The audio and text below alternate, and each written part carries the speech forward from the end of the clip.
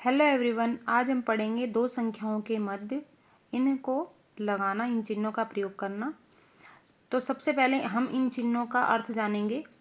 इस चिन्ह का अर्थ होता है से बड़ा, इंग्लिश में इसे ग्रेटर देन कहते हैं।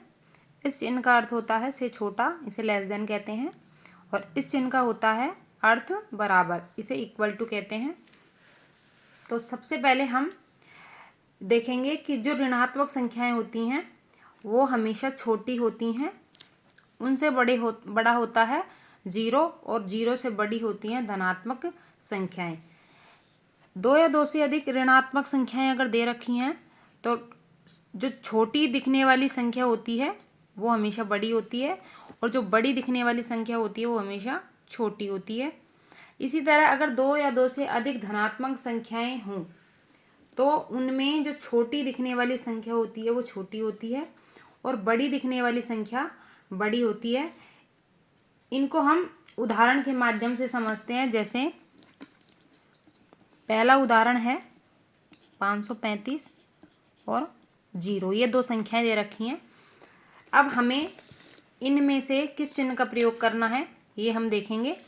तो ये है धनात्मक संख्या और ये है 0। धनात्मक संख्याओं में जो प्लस होता है वो छिपा रहता है।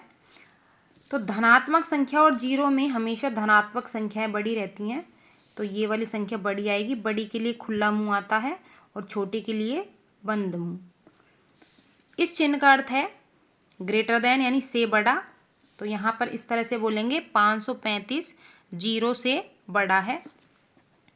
अगला उदाहरण है -218 और 0। इन दोनों संख्याओं में हम देखते हैं, जैसे ये ऋणात्मक संख्या है और ये 0 है, तो ऋणात्मक संख्या और 0 में हमेशा 0 बड़ा होता है। तो 0 के लिए इस तरह से खुला भाग आएगा और -218 की तरफ बंद भाग आएगा। तो इस चिन्ह का अर्थ हमने पढ़ा था से छोटा, तो इसको ऐसे बोलेंगे 0 से छोटा -218 है। जो खुला भाग होता है उधर की तरफ जो संख्या होती है वो पहले बोली जाती है। अगला है उदाहरण जैसे -32 और 32। अब ये संख्या ऋणात्मक है और ये संख्या धनात्मक है, तो ऋणात्मक और धनात्मक संख्याओं में हमेशा धनात्मक संख्या बड़ी होती है, तो ये 32 बड़ा हो जाएगा। अब खुला मुंह जिधर है उस संख्या को पहले बोला जाएगा, तो 32 से बड़ा इस चिन्ह का अर्थ होता है से छोटा, 32 से छोटा -32 है। अगला उदाहरण है 415 और 900। ये दोनों संख्याएं धनात्मक हैं। जब दो धनात्मक संख्याएं हों तो छोटी दिखने वाली संख्या छोटी होती है और बड़ी दिखने वाली संख्या बड़ी होती है। तो ये वाली छोटी रहेगी, ये बड़ी रहेगी, इस तरह का चिन्ह आएगा। बड़ी के लिए खुला भाग आता है।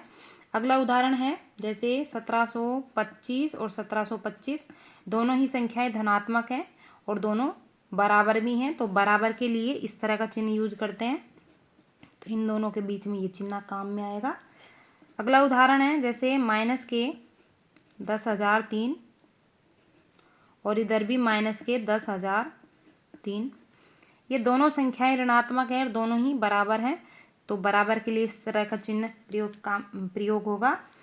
अगला उदाहरण है जैसे -5,005 और इधर है -505। दोनों ही संख्याएं ऋणात्मक हैं, और ऋणात्मक संख्याएं जब दे रखी हो दो या दो से अधिक, तो जो छोटी दिखने वाली संख्या होती है वो बड़ी होती है और बड़ी दिखने वाली संख्या छोटी होती है। तो यहाँ पे हमें छोटी ये दिख रही है, लेकिन ऋणात्मक चिन्ह के कारण ये बड़ी होगी, और ये संख्या हमें बड़ी दिख रही है लेकिन ऋणात्मक चिन्ह के कारण ये छोटी होगी, तो छोटी के लिए बंद भाग आएगा और बड़ी के लिए खुला भाग आएगा।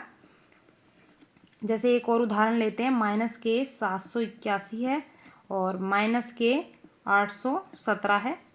ये दोनों संख्याओं में ऋणात्मक हैं, तो दोनों संख्याओं में जो छोटी दिखने वाली संख्या है वो बड़ी होगी और बड़ी दिखने वाली संख्या छोटी होगी। तो यहाँ पे हमें छोटी ये दिख रही है लेकिन ऋणात्मक चिन्ह के कारण ये बड़ी हो जाएगी, तो इस चिन्ह को इस तरह से लगा देंगे। अब इस चिन्ह का अर्थ होता है से बड़ा, तो खुले भाग वाली जो संख्या होती है उसको बोलेंगे पहले तो -781 बड़ा है माइनस के 817 से। तो आज हमने दो संख्याओं के मध्य इन चिन्हों का प्रयोग किया। Thank you.